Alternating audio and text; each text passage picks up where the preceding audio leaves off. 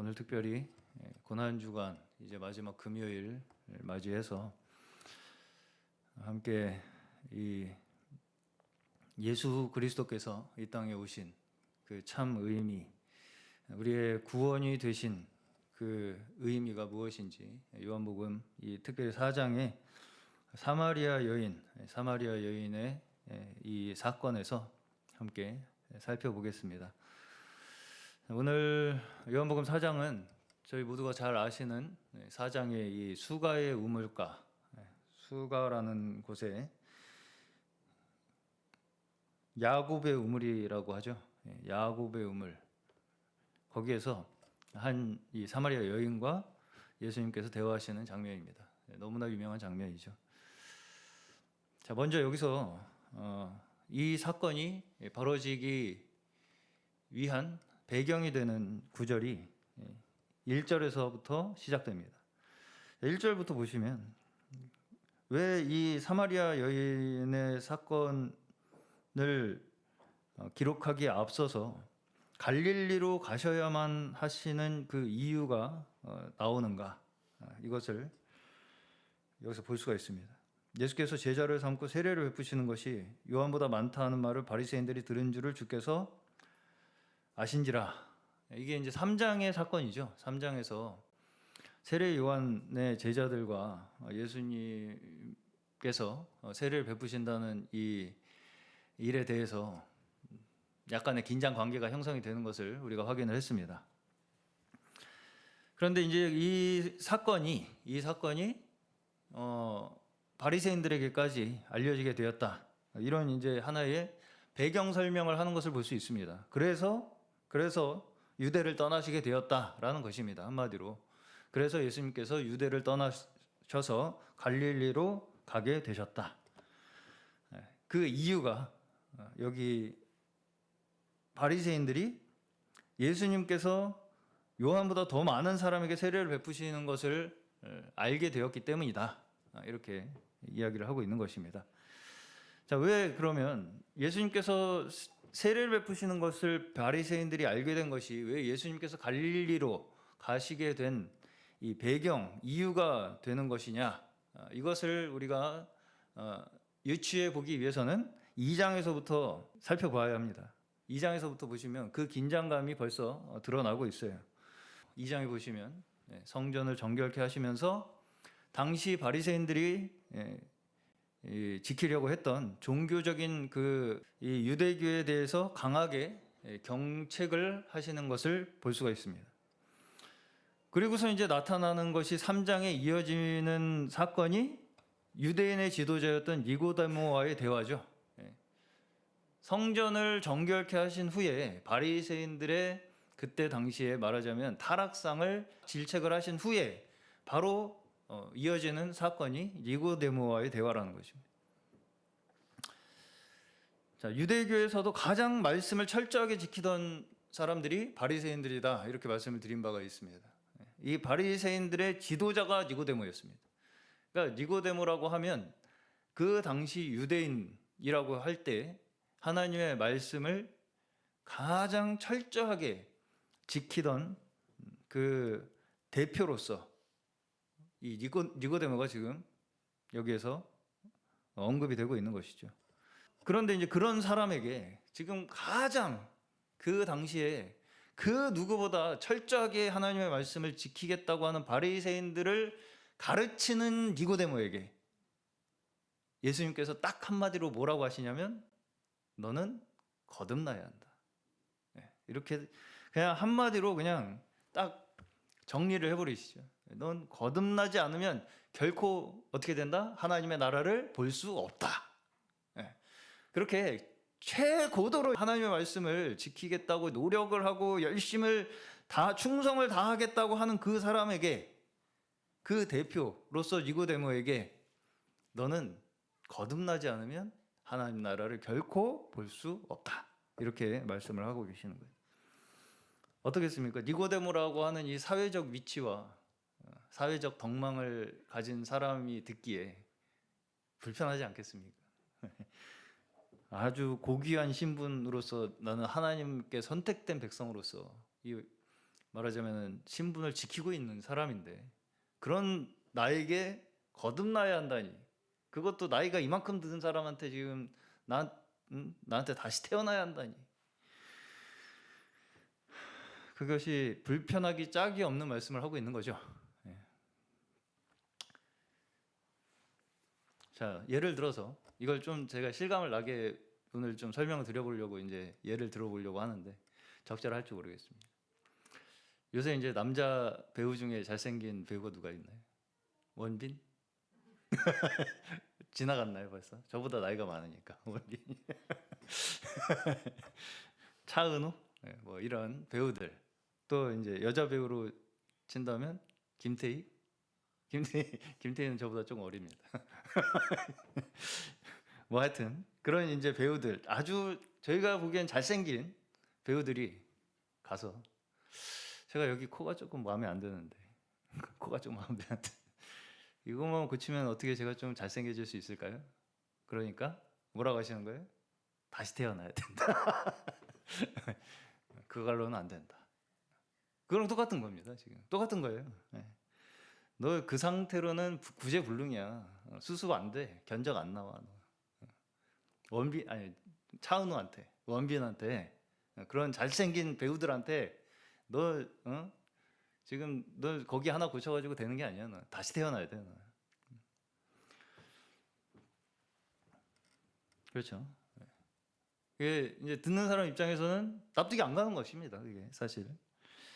그리고서 이 니고데모와 이 대화를 하신 후에 유대에서 세례를 베푸시기 시작합니다. 유대 땅에서 세례를 베푸시기 시작해요. 거듭남에 대해서 니고데모에게 말씀을 하신 후에 이 맥락을 잘 앞뒤 전후 상황을 잘 생각하시면서 한번 생각을 해보시기 바랍니다.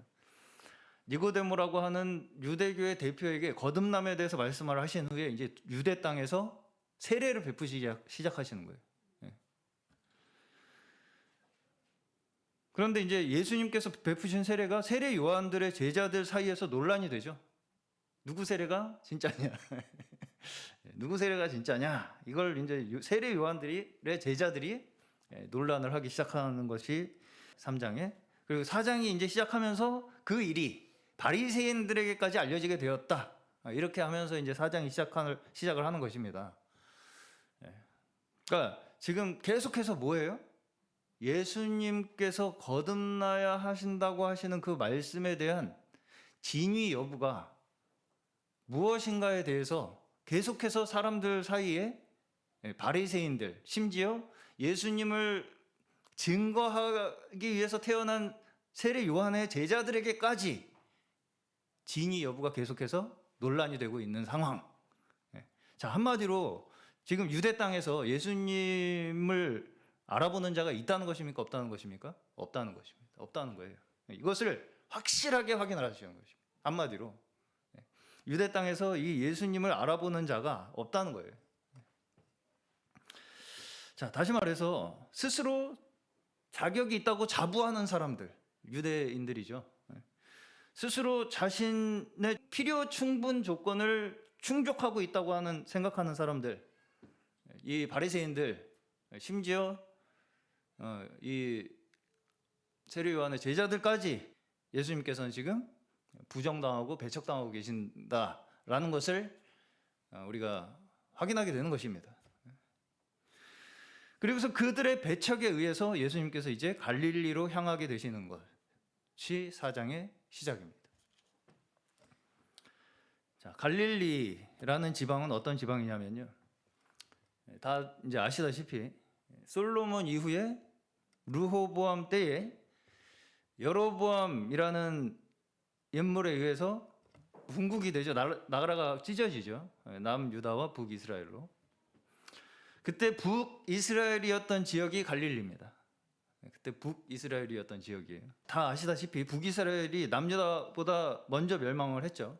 그래서 일찌감치 이 북이스라엘은 이방 민족들과 섞여서, 말하자면 이 유대인들이 그렇게 목숨처럼 지키려고 했던 그 혈통적 단일 민족의 정체성을 잃어버린 그러한 민족이 이 사마리아, 갈릴리 이쪽 지역입니다. 북이스라엘.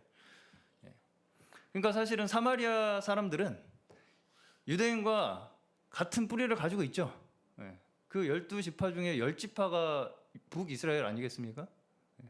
그 10지파가 다 말하자면 북이스라엘에 속해서 아수리에 멸망하고 이방 민족들과 섞여서 다 뿔뿔이 흩어지게 되는 그런 역사를 가지고 있는 지역이 갈릴리입니다. 갈릴리. 그래서 이제 유대인들은 사마리아인들에 대해서 그렇게 민족적 정통성을 지키지 못한 혼혈인들이다 이렇게 손가락질을 하면서 차별하고 이렇게 배척했습니다. 여기 보시면 상종도 하지 않는다 이렇게 얘기를 하죠. 자, 그러면 반면에 사마리아인들은 어땠냐? 사마리아인들은 그럼 가만히 그냥 당하고만 있었냐? 이 세상에 당하고만 있는 사람은 없습니다. 한 사람도 없어요. 그냥 당하고만 있는 사람은. 아, 그래, 우리가 그렇게 섞여서 잘못했구나 이런 사람은 없습니다. 사마리아인들도 지금 자기들의 정체성을 어디다가 두고 있냐면, 여기 보시면 어디다 두고 있냐면 야곱한테 두고 있어요. 야곱. 그래서 더 먼 조상, 지금 유대인들은 예루살렘 성전이잖아요. 예루살렘 성전은 멀리 가봐야 솔로몬 때 아니겠습니까? 다윗, 솔로몬. 우리는 더 멀리 간다. 야곱. 아브라함과 야곱이 단을 쌓고 제사를 지낸 그 자리가 우리의 진짜 하나님께서 우리를 축복하신 그 자리다. 이렇게 주장을 한 사람들이 사마리아인들이었습니다. 그래서 우리가 원조다 이거죠. 우리가 원조다. 그래서 여기 사마리아 여자, 이 여인의 말을 들어보시면 그 논리에 의해서 하는 말이 나옵니다. 20절 보시면, 제가 오늘 본문은 너무 전체 이 사건이 길어서 반만 잘라서 읽었는데요. 전체적으로 살펴보면서 함께 말씀을 나누겠습니다. 20절 보시면, 우리 조상들은 이 산에서 예배하였는데 당신들의 말은 예배할 곳이 예루살렘에 있다 하더이다. 이게 우리 조상들은 사마리아 조상들이에요. 그리고 당신들의 말할 때 당신들은 유대인들입니다. 유대인들이에요. 그래서 당신들 유대인, 그러니까 예수님한테 당신 유대인, 당신들 유대인들은 예루살렘에서 제사 지낸다고 하던데 우리 사마리아인들은 우리 조상들이 예배한 이 산에서 예배한다고 우리는 주장합니다. 이렇게 얘기를 하는 것입니다. 그렇게 얘기를 하고 있는 거예요. 그게 그냥 이 사람의 지금 사마리아 여인의 기본적인 상식이에요. 지금 당시에 이제 사마리아인들의 개념에서는 원래 우리 조상들이 하나님의 축복으로 처음 예배를 드린 이 곳 수가라는 지역이에요. 그래서 여기가 그리심산입니다. 그리심산. 그래서 처음 우리 조상들 아브라함과 야곱이 예배를 드린 그곳이 당연히 예배의 중심이 되어야지. 왜 유대인들 당신들은 나중에서 지어진 그 예루살렘 성전에서 예배를 드려야 된다고 그렇게 주장을 하느냐, 이런 이야기입니다. 사마리아 사람들도 그렇게 소외됐다고 해서 가만히 있지 않았죠. 나름대로 자신들의 정통성을 주장하면서 자기들의 자존심을 지키려고 아주 애를 쓰던 사람들이었습니다. 자, 그래서 이제 사마리아 여자와 그 이 예수님의 대화의 맥락을 잘 한번 살펴보시면, 처음 이제 예수님께서 물을 달라고 하시는 그 말씀 있죠. 예수님께서 물을 좀 달라 이렇게 이제 말씀을 하시는 이 대화의 시작에서부터 이 사마리아 여인은 아주 까칠한 태도를 보이는 것을 볼 수가 있습니다. 까칠해요. 보시면 물을 좀 달라 하시니 사마리아 여자가 이르되 당신은 유대인이면서 어떻게 뭐 평소에는 그렇게 본 척도 안 하고 상종도 안 하던 사람이 뭔 일로 물을 달라고 나신대? 이런 뜻입니다. 이런 뉘앙스예요. 뭔 일이랍니까? 유대인이시죠? 평소에는 그렇게 무시하시더니 좀 목마르니까 그렇게 뭐 저한테 말을 걸 생각이 나십니까? 뭐 이런 뜻입니다. 아주 처음부터 방어적이죠. 방어적이고 공격적입니다. 까칠하게 대하는 거예요. 자, 그러니까 예수님께서 대뜸 뭐라고 하십니까? 네가 물을 달라고 한 사람이 지금 누구인 줄 알았으면 그 물을 달라고 한 그 사람이 너에게 오히려 물을 주었을 것이다. 이렇게 이제 말씀을 하십니다. 그러니까 이제 사마리아 여인이 예수님에게 뭐라고 또 답변을 하느냐? 지금 나한테 고작 물 한 그릇 얻어먹겠다고 하시는 양반이 무슨 재주로 물을 나한테 주겠다는 것입니까? 그러면서 이제 무슨 이야기로 이 주제가 옮겨가냐면 야곱이 이 우물을 파서 우리가 지금 사용을 하고 있는데 당신이 야곱보다 큽니까? 이렇게 이제 되묻죠. 예수님이 그릇도 없고 우물도 깊어서 물도 못 퍼내는 그 마당에 무슨 나한테 물을 주겠다고 하십니까? 와, 야곱이 왜 연관이 됩니까? 여기서 야곱보다 당신이 크다는 말입니까? 자, 10절에서 보시면 예수님께서 갑자기 물을 달라고 하시면서 반대로 내가 생수를 주었을 것이다 이렇게 말씀을 하시니까 이 사마리아 여인이 지금 우리 조상이 하나님의 축복으로 파놓은 그 우물로 야곱 자신과 자기 아들들과 짐승들도 다 마시고 우리까지도 지금 마시고 있는 이 우물이 얼마나 지금 우리에게 소중하고 귀한 재산인데 지금 당신이 뭐라고 나한테 지금 생수를 주겠다는 것입니까? 이거보다 더 큰 게 있습니까, 당신이? 지금 대대로 지금 수천 년간 이 우물을 하나님이 축복하셔서 야곱이 파준 이 우물을 대대로 우리 모든 자손들이 후손들이 다 지금 먹고 있는데 당신이 뭐라고 지금 이거보다 뭐 더 큰 더 뭐 다른 뭐 생수가 있다고요? 지금 그런 겁니다. 자, 이 우물은 근본적으로 사마리아인이라고 하는 그 정체성, 조상으로부터 물려받은 소중한 유산, 이것을 의미하고 있는 것이죠. 다시 말해서 사마리아인들이 자신들의 삶의 근원을 어디에다 두고 있는가, 이것을 이야기하는 것이 딱 이 야곱의 우물이라는 것으로 함축되어서 우리에게 이야기하고 있는 거예요. 그런데 이 예수님께서는 이 근원을 흔드는 것처럼 이렇게 말씀을 하시죠. 뭐라고 말씀하세요? 이 물을 마시는 자마다 다시 목마르려니와 내가 주는 물을 마시는 자는 영원히 목마르지 아니하리니 내가 주는 물은 그 속에서 영생하도록 솟아나는 샘물이 되리라. 이렇게 말씀을 하십니다. 그 근간을 흔드시죠. 그들이 붙들고 있는 그 정체성, 야곱의 우물이라고 하는 그 정체성을 송두리째 뿌리째 흔들고 계십니다. 이 물을 마시는 자마다 다시 목마르다. 자, 예수님께서는 지금 실제로 물질적인 물과 영원히 목마르지 않는 생수를 연결을 하시면서 내가 줄 생수가 무엇인지를 지금 가르치고 계시는 거죠.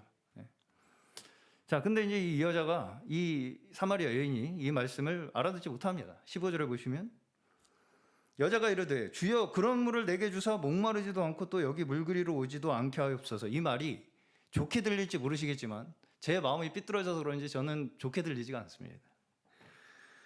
그런 물 있으면 참 좋겠네요. 예수님, 저 한번 그런 물 있으면 한번 줘보시죠. 물 안 기르러 오게. 저는 그렇게 들려요. 자, 여전히 이 여인은 자신의 이 물질적인 필요에 의해서 그것이 채워지지 않는다면 뭐가 그렇게 중요한 일이 있느냐, 이런 빈정거리는 태도가 아직도 여전히 남아 있는 거죠.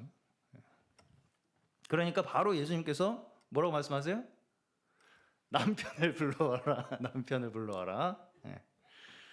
자, 이제부터는 제가 좀 해석한 뉘앙스입니다. 자, 자꾸 이 여인이 빈정대잖아요. 제대로 대답을 안 하려고 하고. 그러니까 한마디로 자신의 정체성에 대해서 이렇게 저렇게 요리조리 피해 나가려고 해요. 네. 어떻게 해요? 예수님한테 당신은 유대인이고 나는 사마리아인데 우리의 정통성이 더 옳습니다. 이걸 가지고 계속 그 속에 자신의 어떤 이 정체를 숨기죠. 그러니까 남편을 불러와라. 이게 남편을 불러오라는 말이요. 남편을 불러오라는 말이. 그래서 이 이제 사마리아 여인이 보시면은 남편이 다섯이 있었고 지금도 한 남자와 살고 있는데 그 남자도 남편이 아니다. 이렇게 이제 예수님께서 말씀을 하시지 않습니까? 근데 이제 당시의 시대 상황을 우리가 생각을 해봤을 때 여자의 신분에서 그렇게 자기가 마음에 안 든다고 남편을 갈아치울 수 있는 자신의 어떤 욕망을 채우기 위해서 남편을 바꿨다기보다는 버림받은 여인이었을 가능성이 더 크지 않았을까 저는 그렇게 생각이 듭니다. 그러니까 사실은 그때 당시에 여자의 신분에서는 남편이 그 사람의 신분을 확인하는 수단이었습니다. 그러니까 남편으로 말미암아서 나라는 사람이 누구인가가 정립이 되는 것이 당시의 시대의 상황이었어요. 그렇기 때문에 한마디로 계속 이렇게 예수님하고 말꼬리 잡고 늘어지잖아요. 말싸움하고. 그러니까 예수님께서 너 누구야? 이거랑 똑같은 겁니다. 네 남편 데려와. 그러니까 뭐라 그래요? 남편 없어요. 이렇게 하죠. 어떤 면에서 이 여인은 그냥 홧김에 한 얘기일 겁니다. 남편 없어요. 남편이 실제로 없진 않잖아요. 한 사람 살고 있는 사람이 있잖아요. 근데 이제 예수님하고 대화하기가 불편하니까 홧김에 이제 그딴 걸 찾으십니까? 지금 하면서 남편 없어요 했더니 예수님께서 그 말을 그대로 받으시는 거예요. 그래, 네 말이 맞다. 네 남편이 다섯이 있었고 지금 있는 사람도 남편이 아니지. 그래, 네가 정직한 말이다. 그게. 그러니까 이 사마리아 여인이 이제 어떻게 해요? 자기의 속내를 들켜버린 거죠. 어떻게 보면. 자신의 어떻게 보면 굉장히 취약한 부분이 있었는데도 불구하고 그걸 어떻게든 숨겨보려고 했던 그 어떤 외적인 자기의 민족적 정통성, 사마리아인이 지키고 있었던 어떤 그런 자존심 이런 것으로 애써 숨기고 있었던 그 자신의 치부가 한순간에 갑자기 확 드러나는 거예요. 그러니까 이제 거기서 굴복을 하느냐? 안 하죠. 안 합니다. 다시 신앙 논쟁으로 끌고 갑니다. 자, 당신이 지금 나한테 이렇게 바른 소리를 하시는 거 보니까 선지자이신 것 같은데, 바른 소리를 계속 그렇게 하시는 거 보니까 선지자이신 것 같은데, 그러면 우리는 이 산에서 예배하는 것이 옳다고 하고 당신들은 예루살렘에서 예배하는 것이 옳다고 하는데 그렇게 나한테 바른 소리 하려면 이 문제 한번 해결해 보시오. 이겁니다. 한마디로. 어쨌든 우리가 주장하는 바와 당신이 주장하는 바가 지금 다른데, 그렇죠? 우리 사마리아인들이 주장하는 바와 당신 유대인들이 주장하는 바가 지금 다른데 나한테 그렇게 옳은 소리를 하고 싶으시면 이 문제에 대해서 해결하고 나한테 옳은 소리를 하시오. 이 얘기입니다. 지금. 그러니까 이제 예수님께서 뭐라고 하시냐? 뭐라고 하세요? 너 왜 남편 데려오라니까 예배 타령이야? 이렇게 대답하시지 않죠? 우리 같으면 너 남편 데려오라니까 왜 갑자기 예배 얘기라고 그래? 남편이나 데려와. 이랬을 텐데 여기서도 예수님께서 그대로 그 여인의 말을 받아서 답변을 하시죠. 이 산에서도 말고 예루살렘에서도 말고 너희가 아버지께 예배할 때가 이르리라. 너희는 알지 못하는 것을 예배하고 우리는 아는 것을 예배하노니 이는 구원이 유대인에게서 남이라. 아버지께 참되게 예배하는 자들은 영과 진리로 예배할 때가 온다. 하나님은 영이시니 예배하는 자가 영과 진리로 예배할지니라. 이 24절까지 말씀입니다. 자, 예수님께서 이 여인의 질문을 회피하지 않고 그대로 받으시면서 영과 진리로 드리는 예배가 참된 예배다, 이렇게 이제 말씀을 증거를 하시면, 그러니까 이 여인은 옳고 그름을 따지죠. 우리 사마리아 여인과 유대인의 의견 차이가 있는데 뭐가 옳은 것입니까? 이걸 따지니까 여기 산도 아니고 예루살렘도 아니고 영과 진리로 하나님 앞에 드리는 예배가 참된 예배다, 이렇게 말씀을 증거를 하시는 것입니다. 그런데 이 여인은 끝까지 이 말을 그대로 곧이곧대로 받아들이지 않아요. 마지막까지 말대답을 합니다. 여자가 25절, 여자가 이르되 메시아 곧 그리스도라 하는 이가 오실 줄을 나도 압니다. 나도 알아요. 그런 옳은 소리 하시는 분이 오실 거라고 하대요. 그분 오시면 제가 그때 가서 인정할게요. 그분 오신다고 하는 거 알고 있어요, 저도. 저도 그분 오시면 다 알려주실 테니까 저한테 그만 얘기하세요. 그랬더니 예수님께서 네가 말하는 그가 바로 나다, 이렇게 하면서 말씀이 딱 끝납니다. 대화가 거기서 끝나요. 자, 대화의 전체 맥락이 좀 감이 잡히시죠, 이제. 전체 대화의 주도권이 누구한테 있습니까?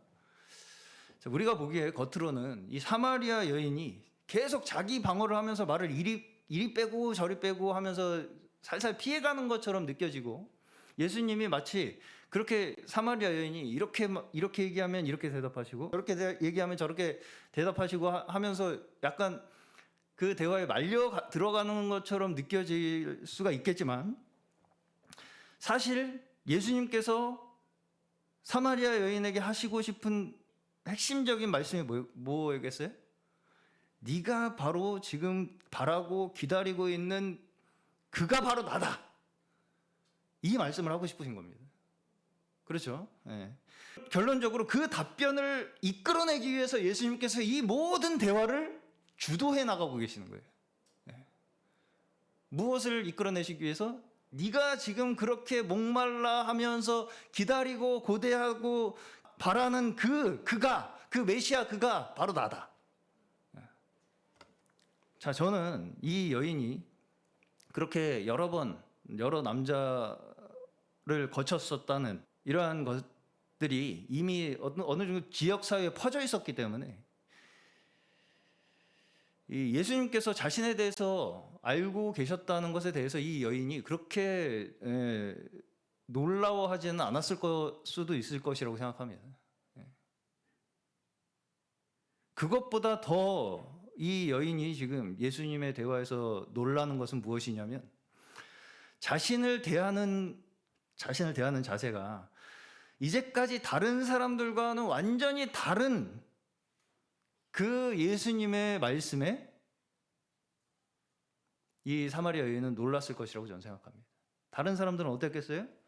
아예 뭐 상종을 안 하려고 했으니까 이 여인이 이제 낮에, 다른 사람들 없는 낮에 우물에 왔었다, 이런 이야기는 많이 들어보셨을 것입니다. 아니면 자신의 상처를 들춰내면서 비난을 했겠죠. 넌 그렇게 살더니 그냥 꼴 좋다, 뭐 이런 얘기를 듣지 않았겠습니까, 살면서? 그런데 예수님께서는 자신의 말을 부정하거나 뭔가 비난하거나 하지 않으시면서도 자신의 문제의 근원이 무엇인가를 정확하게 집어내고 계신다는 것을 이 여인은 더 놀라워했을 것입니다.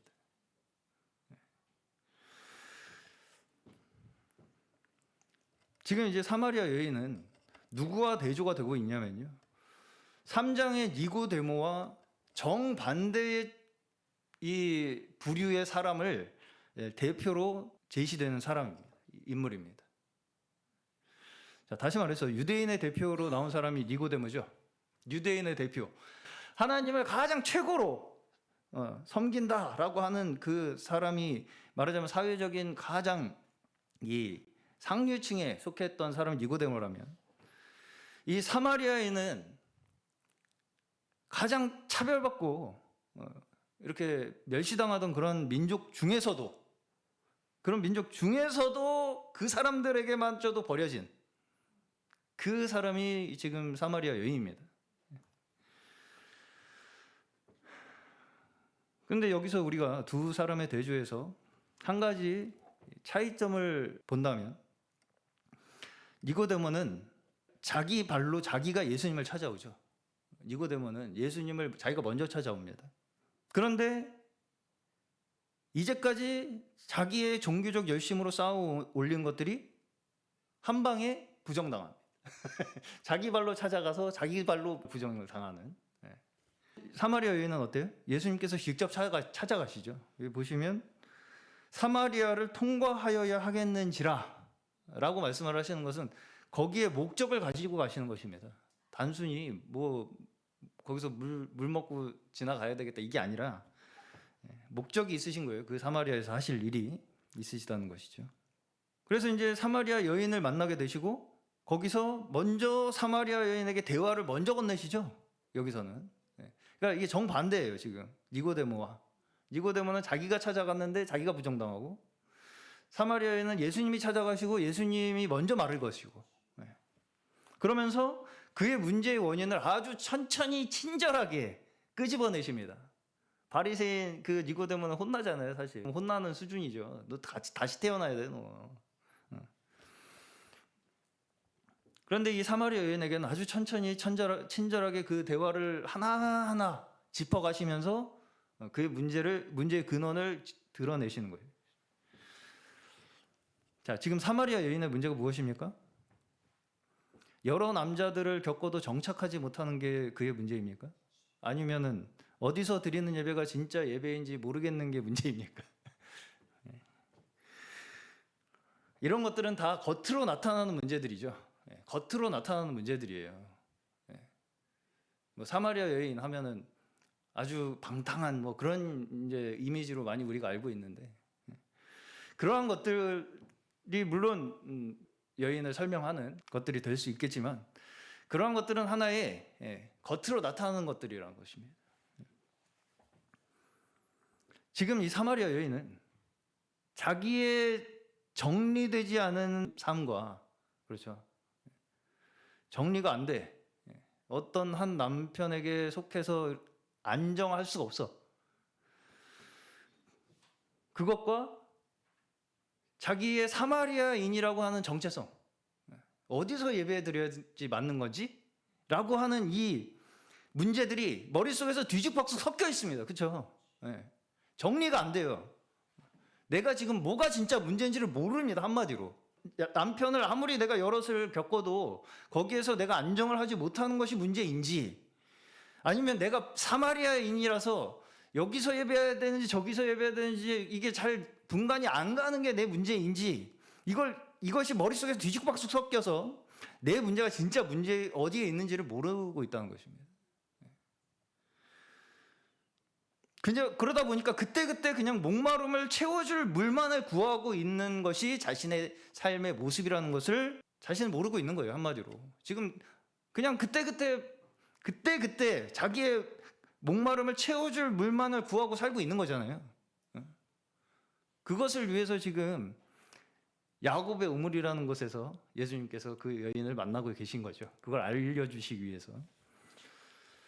자, 말하자면 사마리아인이라고 하는 정체성은, 그 정체성 자체가 어떻게 형성이 되어 있냐면 상대적으로 형성이 되어 있습니다. 어디에 상대적으로 형성이 되어 있냐면 유대인에 대해서 상대적으로 형성이 되어 있어요.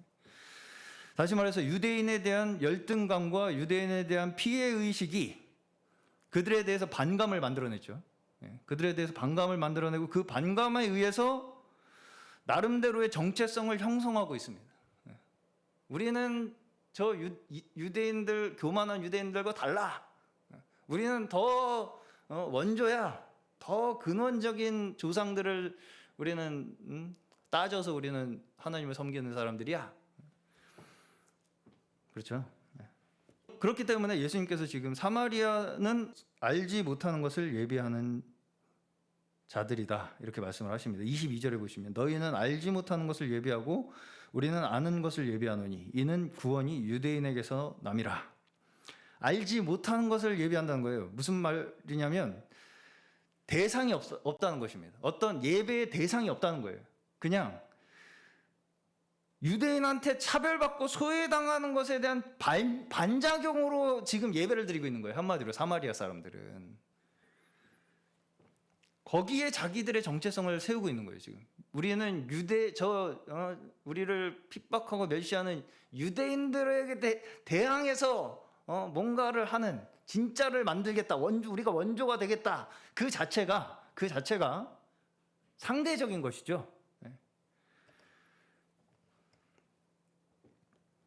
사마리아인들의 정체성은 그렇기 때문에 유대인들에 대한 반작용에 의해서 세워지고 있는 것입니다. 반작용에 의해서 세워지고 있어요.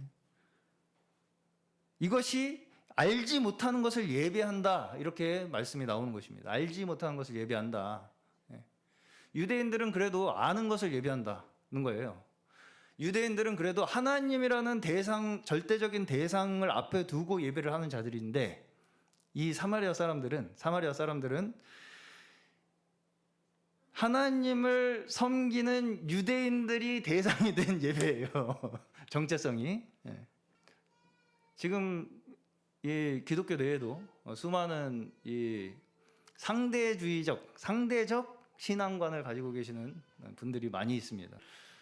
다른 이 기독교인들을 비교해서 내가 쟤들보다 낫기 때문에 내가 진짜다라고 하는 그런 신앙관을 가지신 분들, 그것이 알지 못하는 것을 예배한다는 거예요. 알지 못하는 것을 예배한다는 것입니다. 내가 뭘 예배하고 있는지 몰라요, 지금. 그냥 내가 그 사람들보다 나니까 내 예배가 진짜라고 그냥 혼자 확신을 하는 거죠. 근데 그 대상이 없다는 것입니다. 그렇기 때문에 대상이 없어지는 거예요, 거기서는. 예배가. 그래서 이렇게 꼬여 있죠. 심리가 꼬여 있어요. 그냥 단순히 하나님께 내가 잘하냐 못하냐, 이게 이제 그래도 유대인들은 단순한 논리인데, 사마리아인들은 한 번 더 꼬았어. 잘하는 걔네들보다 내가 더 잘해야 되는, 그래서 내가 하나님께 이쁨 받고 싶은, 뭐 이런 이제 꼬여 있는 그 심리, 이것을 이제 다시 하나하나 지금 풀어주고 계시는 겁니다. 예수님이 사마리아 여인과의 대화를 통해서 풀어주고 계시는 거예요. 그럼에도 불구하고 그들의 그 아픈 마음이죠. 상처, 유대인에게 받은 그 상처, 그 아픈 마음, 이런 것들을 예수님께서 책망하지 아니하시고 정죄하지 아니하시고 공감하시고 어루만져 주심으로써 그들에게 지금 생수가 되어주고 계시는 것입니다. 자, 니고데모는 아는 것을 예배하는 자들의 대표입니다. 그래서 이 사람들은 자신들의 예배에 대해서 한치의 의심도 없어요. 우리가 바로 곧 하나님을 예배하는 자들이다, 이런 확실한 정체성을 가지고 있는 사람들이 유대인들입니다. 그런데 그러한 니고데모에게 지금 예수님께서는 거듭나야 한다, 이렇게 말씀을 하시죠. 그렇게 한치의 의심도 없는 그 니고데모에게, 자신이 하나님을 섬기고 있다는 것에 대해서 한치의 의심도 가지지 않고 있었던 그 니고데모에게 예수님께서는 너 거듭나야 된다, 너 거듭나지 아니하면 하나님 나라를 결코 볼 수 없다, 이렇게 한 번에 한 말씀으로 그냥 딱 정리를 해버리시죠. 그리고 반면에 오늘의 이 수가의 여인은 모르는 것을 예배하는 자들의 대표입니다. 한마디로 모르는 것을 예배하는 자들의 대표. 어떤 사람들이 모르는 것을 예배하는 자들이냐? 세상에서 외면받고 차별당하면서 그 서름과 피해의식이 이 마음속에 있는 사람들. 근데 그 서름과 피해의식이 우리를 좋게 만듭니까? 그렇지 않습니다. 그 서름과 피해의식에 사람은 다 날카롭게 날이 서게 돼 있습니다. 그래서 다른 사람에 대해서 곱게 받아들이지 못하고 어떻게든 자기를 보호하기 위해서 비비 꼬고 말을 이리 돌리고 저리 돌리고 해서 아주 자기 스스로를 보호하기 위해서 움츠러들어 있는 그런 고슴도치와 같은 그런 존재가 이 모르는 것을 예비하는 자들이에요. 한마디로 내가 누군지도 모르면서, 내가 누군지도 몰라요, 지금. 그렇죠. 나라는 존재가 어떤 의미를 가지고 있는지 몰라. 그저 어딘가에서 인정받고 싶은 그 목마름에 허덕이는 사람들이 모르는 것을 예비하는 자들입니다. 예. 인정받으려고, 인정받고 싶어서 인정 욕구에 목말라서 허덕이는 사람들이 모르는 것을 예비하는 사람들이라고요. 자, 그러면 우리는 아는 것을 예비하는 자들입니까? 모르는 것을 예비하는 자들이 유대인입니까? 사마리아인입니까? 둘 다입니다, 사실. 자, 한면으로는 자기의 의와 내 열심과 내 공로에 의해서 나 스스로를 증명하려고 하는 종교적 열심이 우리 누구에게나 다 있어요. 근데 또 한면으로는 어때요? 내 약점을 들키고 싶지 않아서 상처를 마주보고 싶지 않아서, 상처를 마주하고 싶지 않아서 갖가지 방어 기제로 나를 보호하려고 하는 것이, 어떻게든 핑계를 대서 이리 빼고 저리 빼고 해서 나를 보호하려고 하는 것이 우리 모두가 가지고 있는 면들입니다. 그렇죠. 이 두 가지 극단적인 면을 니고데모와 수가의 여인을 통해서 보여주시는 거예요. 자, 이것들이 이 두 가지가 다 그럼 유대인처럼 하면 하나님 앞에 나아갈 수 있습니까? 수가의 여인처럼 하면 하나님 앞에 나아갈 수 있습니까? 둘 다 공통적으로 하나님 앞에 나갈 수 없다는 것입니다. 이 두 가지 방법 전부 다. 그렇죠. 하나님 앞에 나아가지 못하도록 방해하는 것들이란 거예요, 이게. 내가 아주 잘하고 있다고 확신하는 것이나, 스스로 내 약점을 들키고 싶지 않아서 어떻게든 나를 방어하고 보호하려고 하는 것이나, 그래서 어떻게든 끝까지 내가 변명을 해가지고 스스로를 변호하려고 하는 것이나, 둘 다 우리를 하나님 앞에 나아가지 못하도록 방해하는 것들이라는 것입니다. 자, 그리고 예수님께서는 이 두 인물과의 대화를 통해서 우리는 어떤 사람도 어떤 방법으로도 사람의 힘으로는 스스로 구원을 찾을 수 없다는 것을 말씀하시는 거예요. 한마디로 이 어두운 세상 가운데 예수님께서 찾아오셨다는 것을 말씀하시는 것입니다. 오직 우리의 구원은 예수님을 만남으로써만 가능하다. 이것을 말씀하시는 거예요. 뭐 연약하면 된다? 아닙니다. 연약한 자가 더 까칠해요. 그렇죠? 약한 동물이 더 까칠하잖아요. 조그만 강아지가 더 왈왈 짖잖아요. 이 사마리아 여인을 통해서 볼 수 있는 우리의 모습은 뭐냐면, 우리는 우리 스스로가 목마르다는 것을 스스로 알지도 못하고 있다는 것입니다. 한마디로 내가 지금 목마르다는 것을 알지 못해. 그러면서도 그 목마름을 해결하기 위해서 어떻게든 다른 사람과 비교하고 차별하고 하면서 그 목마름을 해결하려고 하고 있다는 것입니다. 여기서 보시면 당신들하고 계속 비교가 되잖아요. 당신들은 예루살렘, 우리는 야곱의 우물. 그렇죠? 당신이 더 큽니까? 야곱보다. 계속 비교가 있습니다. 여기 보시면. 그러니까 계속해서 자기를 옳음을 증명하기 위해서, 자기 스스로의 존재의 의미를 스스로 찾기 위해서 계속해서 다른 사람과 비교하고 더 차별이 심해요. 이런 사람들이. 정죄함으로써 자신의 목마름을 해결한다는 거예요. 그거 보니까 내가 옳으네. 이걸로 목마름을 해결하려고 한다는 것입니다. 계속해서. 자, 결국에 우리의 목마름은 어디에 있느냐? 우리의 목마름은 근본적으로 어디에 있느냐? 하나님 앞에서 우리가 우리의 존재의 의미와 목적과 가치를 잃어버린 데서 우리의 목마름이 시작되는 거예요. 내가 누군지 몰라. 내가 누군지 모르잖아요. 하나님께서 우리를 이 땅에 어떤 목적과 가치와 의미로 두셨는가를 모르기 때문에, 내가 왜 여기 있는지 모르는 상태에서 그걸 찾아 헤매기 때문에 목마른 것입니다. 우리가. 그것이 우리가 유리하고 방황하게 되었다라고 말씀을 하시는 거예요. 그러다 보니까 계속 목마른 그 상황을 우리가 스스로 깨닫지 못한 상태로 계속해서 세상적인 방법으로 해소하려고 한다는 것이죠. 이렇게 인류 가운데 우리의 목마름을 가지고 있는 이 세상 가운데에 대신 목마름을 먼저 누가 느끼셨어요? 예수님께서 느끼셨다는 거예요. 그래서 여기 보시면 예수께서 길 가시다가 피곤하여 우물 곁에 그대로 앉으시니 그때가 6시쯤 되었더라. 예수님께서 피곤하셔서 목이 마르셔서 물을 달라고 하셨다고 말씀이 나오잖아요. 물론 육신적인 피곤함이시겠지만 이게 이제 보시면은 32절 보시면요. 4장 32절 보시면 제자들이 이제 음식을 가지고 왔어요. 근데 여기서 보시면 나는 너희가 알지 못하는 먹을 양식이 있다. 이렇게 답변을 하시는 걸 보면 진짜 피곤하시고 목이 말라서 라기보다는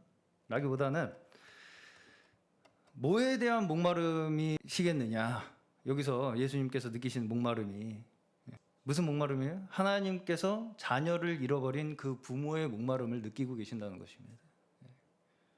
하나님께서 자녀를 잃어버린 유리하고 방황하고 있는 이 자녀들을 보면서 느끼시는 그 목마름, 얼마나 안타깝습니까? 그 목마름이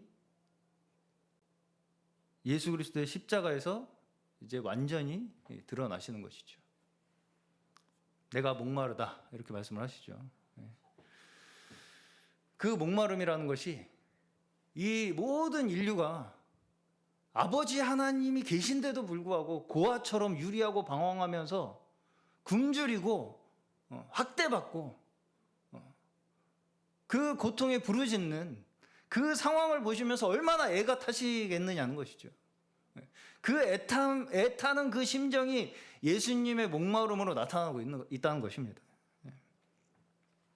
자, 오늘 고난 주간의 마지막 날입니다. 예수님의 고난은 단순하게 예수님께서 당한 그 고통에 대해서 우리 보고 슬퍼하라, 예수님의 고통을 추모해라 이런 의미가 아닙니다. 그 고난과 그 십자가에서 죽으신 그 예수 그리스도의 성육신 되신 것이 우리에게 무엇을 주고 계시느냐, 무엇을 주기 위한 것이냐, 우리를 향한 끝없는 사랑을 우리에게 나타내시기 위해서, 그것을 우리에게 보여주심으로 말미암아 우리에게 생수가 되시기 위해서, 우리와의 관계를 다시 회복시키기를 간절히 원하시는 그 하나님의 목마름, 그 목마름이 지금 우리에게는 우리의 목마름을 해결하시는 영원한 생수가 되었다는 것을 기억하도록 하시는 것이 우리의 고난 주간에서 우리가 기억해야 할 신앙적인 의미라고 생각합니다. 오늘 저희 모두가 우리의 존재의 근원, 우리의 존재가 하나님께 달려 있음을 우리가 믿는 믿음 안에서만이 우리의 근원적인 존재의 목마름이 해결되는 것입니다. 이것을 우리가 기억하시면서 이 주님 안에서 우리를 위로하시고 치유하시는 그 예수 그리스도께서 우리에게 허락하시는 참된 기쁨과 목마름을 영원히 해결해 주시는 축복이 저희 가운데 충만하시기를 축원합니다.